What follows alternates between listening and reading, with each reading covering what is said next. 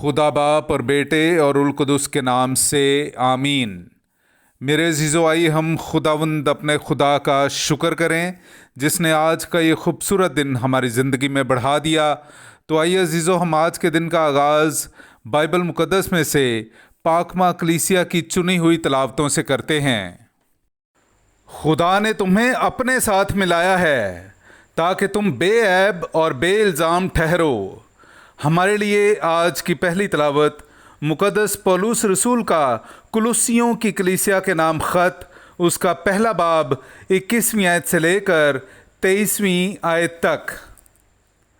اور تمہیں بھی جو پہلے خارج اور برے کاموں کے سبب سے دل سے دشمن تھے، اس نے اب اس کے جسمانی بدن میں موت کے وسیلے سے ملا لیا ہے تاکہ وہ تمہیں مقدس اور بے عیب اور بے الزام ٹھہرا کر اپنے حضور حاضر کرے، بشرطے کہ تمہاری بنیاد ایمان پر قائم اور پختہ ہو، اور اس انجیل کی امید سے نہ ہلو جسے تم نے سنا ہے اور جس کی منادی آسمان کے نیچے کی ہر مخلوق کے لیے کی جاتی ہے، اور میں پولس اسی کا خادم ہوا ہوں۔ پاک کلام کا پڑھا اور سنا جانا ہم سب کے لیے باعث برکت ہو۔ خدا کا شکر ہو۔ خداوند میرا مددگار ہے۔ میرے عزیزو، آئیے ہم خداوند اپنے خدا کی حمد و تعریف کریں۔ میں آپ کے سامنے پڑھوں گا زبور نمبر 54، اس کی 3 سے 4 اور پھر 6 سے 8ویں آیت تک۔ اے خدا، اپنے نام کے وسیلے سے مجھے بچا اور اپنی قوت سے میرا انصاف کر۔ اے خدا، میری دعا سن، میرے منہ کی باتوں پر کان لگا۔ دیکھو، خداوند میرا مددگار ہے، خداوند میری جان کا محافظ ہے۔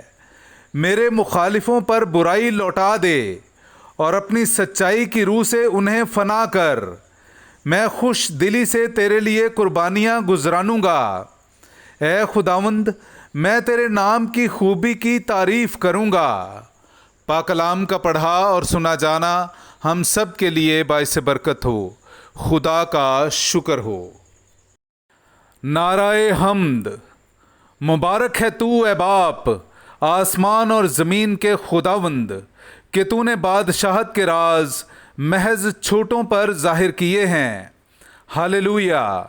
میرے عزیزو، آئیے ہم آج کا انجیلی اقتباس سنتے ہیں۔ انجیل مقدس بامطابق مقدس لوکا، اس کا 6 باب، پہلی 5 آیات۔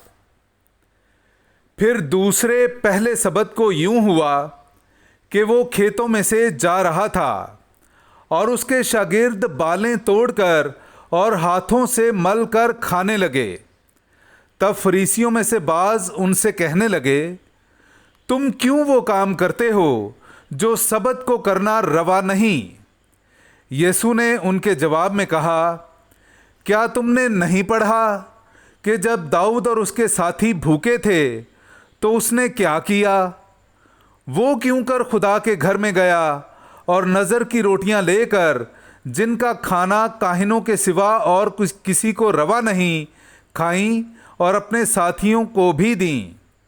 پھر اس نے ان سے کہا کہ ابن انسان سبت کا بھی مالک ہے۔ پاک کلام کا پڑھا اور سنا جانا ہم سب کے لیے باعث برکت ہو۔ خدا کا شکر ہو۔